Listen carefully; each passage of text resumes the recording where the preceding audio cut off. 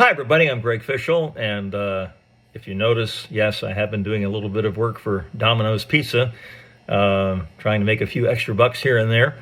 But anyway, the content of this video is going to largely be taken from a post I made on Facebook a couple of days ago. And I thought maybe it would be more effective if you could see me and hear me as opposed to just reading words. And so I'm going to give it a shot here. And then at the end, I'd like to add a few additional comments about some things I've observed the last couple of days that have really inspired me and given me some hope.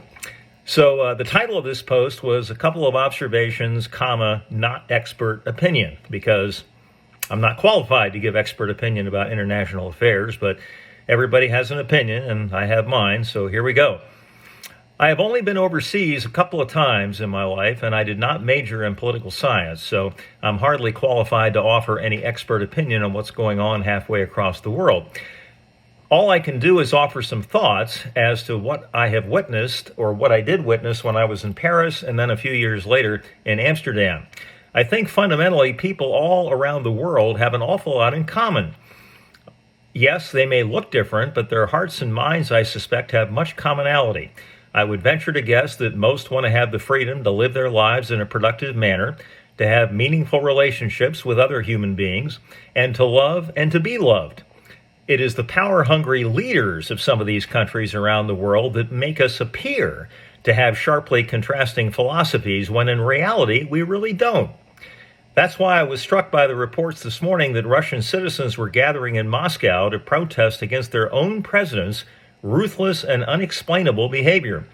If these reports are true, then kudos to the Russian people for voicing their opinion even when they undoubtedly know that such vocal opposition puts them in extreme danger. This is one of those times when many, including myself, ask the question, if there is a God, why does he let these types of things happen? Well, I have a personal answer to that question, and that answer on a dime will get you a cup of coffee. I believe God gave us free will, and when you have 7.9 billion people walking the planet, each with free will, bad stuff is going to happen. I remember someone asking me the same question after the Oklahoma City bombing in 1995. My response was that God was up there crying right along with the rest of us. I have no doubt that he has the power to intervene if he so chooses, but it's way beyond my pay grade to speculate as to why he doesn't. In any event, as I suspect many of you are very troubled and worried about the events in the Ukraine, I wonder if our world will ever be the same. And could the unthinkable really happen? If you believe in the power of prayer, it has never been more needed than now. And then I wanted to add a couple of comments again here in closing. I have gained an incredible amount of respect for the people of Ukraine. If you look at this on paper, it's like a Super Bowl champion playing a 500 college team.